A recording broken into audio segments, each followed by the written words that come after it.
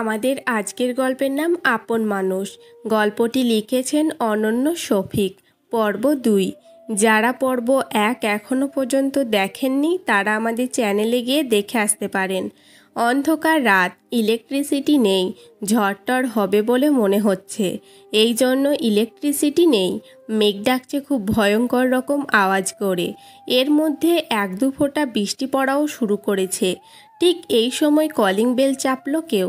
আমি আলসেমি করে উঠলাম না, ঘুম পাচ্ছে খুব, আবার ভয় ভয়ও করছে। মা ঘরে নেই, আমায় বাড়িতে একা রেখেই বোনের বাড়িতে বেড়াতে গিয়েছেন তিনি। আবার কলিং বেল বাজলো, আমি তবুও উঠলাম না বিছানা থেকে। এই সময় একটা লাথি ছুঁড়ে মারল কেউ দরজায়। তারপর গলাটা শোনা গেল, রবিনের গলা। রবিন রাগি রাগি গলায় বলল, মরে টরে গেছো নাকি? বৃষ্টির ছাট এসে গায়ে লাগছে, আর তুমি দরজাটা খুলে দিচ্ছ না। তাছাড়া অবনীর এমনিতেই প্রেগনেন্সি চলছে, ও আজ ক্লান্ত, ওকে দাঁড়িয়ে রাখছো কেন এভাবে? আমি রাগে কাঁপতে কাঁপতে বিছানা থেকে উঠলাম। ঘরে টর্চ নেই, মোবাইল ফোন নষ্ট। হাতড়ে হাতড়ে কোনো মতে দেশলাই খুঁজে বের করে একটা মোমবাতি জ্বালিয়ে নিলাম। তারপর দরজার কাছে গিয়ে দরজাটা খুলে দিলাম। দরজা খুলে দিতেই মোমবাতির কাপা কাপা আলোয় আবছা রকম দেখলাম অবনী আর রবিন দাঁড়িয়ে আছে। অবনীর গায়ে দামি শাড়ি, গলায় মুক্তোর মালা, কানে কি সুন্দর দুল, হাতের বালা দুটো মন কাড়া। রবিন আমার জন্য কোনোদিনই এত সুন্দর গয়না কিংবা শাড়ি কিনে আনেনি, ওর জন্য কিনেছে। কি অদ্ভুত ব্যাপার। আমি ওদের দিকে তাকিয়ে রইলাম খানিক সময়। তারপর অবনীর হাতটা শক্ত করে ধরে বললাম, এই অবনী, তুই এমন নেমোখারাম কেন রে? তোর জন্য আমি কি না করেছিলাম বল? তোকে আশ্রয় দিয়ে এই প্রাপ্য পেলাম আমি। অত সুন্দর প্রতিদান দিলি তুই আমায়। আসলেই তুই হলি একটা নষ্টা, তোকে দেখলেই আমার বমি পাচ্ছে।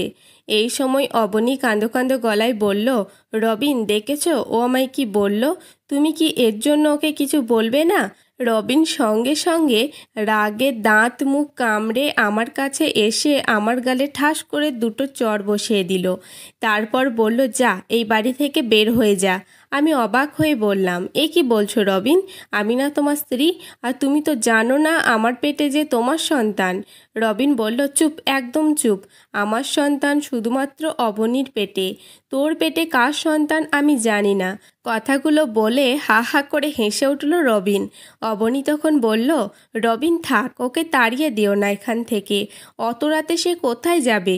তার চেয়ে এখানে থাকুক, আমাদের তো একজন বুয়া লাগবেই। ওকে দিয়ে না হয় বুয়ার কাজটা করাবো আমরা। অবশ্য তোমাকে নিয়ে আমার ভয় আছে, তুমি তো তোমার বাবার মতোই হয়েছ। তোমার বাবা নাকি বুয়ার সাথে শুতো, তুমিও কি আর শুবে? রবিন বলল, তোমার যখন অতই সন্দেহ তবে থাকার জন্য বলছো কেন ওকে? দাও, বের করে দাও। অবনী বলল, শুধু এভাবে বের করে দিলে হবে না, তুমি ওকে 3 বার একটি কথা বলবে, তারপর আর ওকে জোর করে আমাদের তাড়াতে হবে না, এমনি এমনি চলে যাবে বেচারি। রবিন বলল, কোন কথাটি বলতে হবে অবনী? অবনী বলল, তুমি বলবে তালাক তালাক তালাক। রবিন সঙ্গে সঙ্গে বলল, তিশা, তোমায় আমি তালাক দিচ্ছি। তালাক তালাক তালাক। রবিনের দিকে বোকার মতো তাকিয়ে আছি।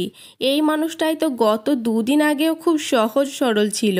সকাল বিকাল একটানা আমার কাছে এসে বলতো, তিশা, তোমায় আমি আমার চেয়ে বেশি ভালোবাসি। এই মানুষটাই আজ আমায় তালাক বলে দিল। ছি, নিজের ওপর ঘেন্না হচ্ছে অতদিন ওর সাথে করে আসা সংসারটার প্রতি। আমার কান্না পাচ্ছে, হাউমাউ করে কেঁদে উঠেছি আমি, গলা ছেড়ে কাঁদছি। আর এই সময় পৃথিবীর ঝড়ের তাণ্ডব শুরু হলো বৃষ্টি। এই ঝড় বৃষ্টি এবং অন্ধকারের ভেতর আমায় ঠেলে বাইরে বের করে দিল রবিন। তারপর বলল, আজ থেকে তোমার জন্য এই ঘর নিষিদ্ধ। যাও, নিজের রাস্তা মাপো। তুমি এখানে থাকলে অবনীর ঘুম হবে না। এই কথা বলে আমায় ঘাড় ধাক্কা দিয়ে ঘর থেকে বের করে দিল রবিন।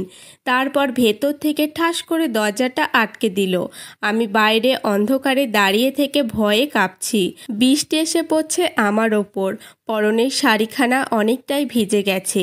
এখন কি করব আমি? ওরা ভেতরে হাসি তামাশা করছে। অবনী বলছে, যাক বাবা, আপদটা বিদেয় হয়েছে। রবিন বলল, এই জন্য আগামীকাল আমরা দুজন শুকরানার নামাজ আদায় করব।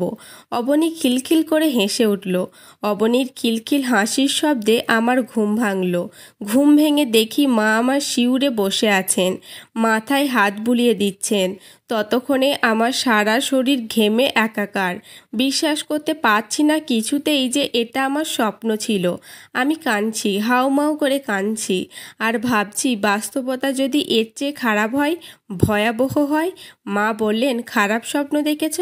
আমি কাঁদতে কাঁদতেই বললাম, জি মা। কি দেখেছ? দেখেছি অবনীকে বিয়ে করে বাসায় নিয়ে এসেছে রবিন, আর ওরা আমায় তাড়িয়ে দিচ্ছে এখান থেকে।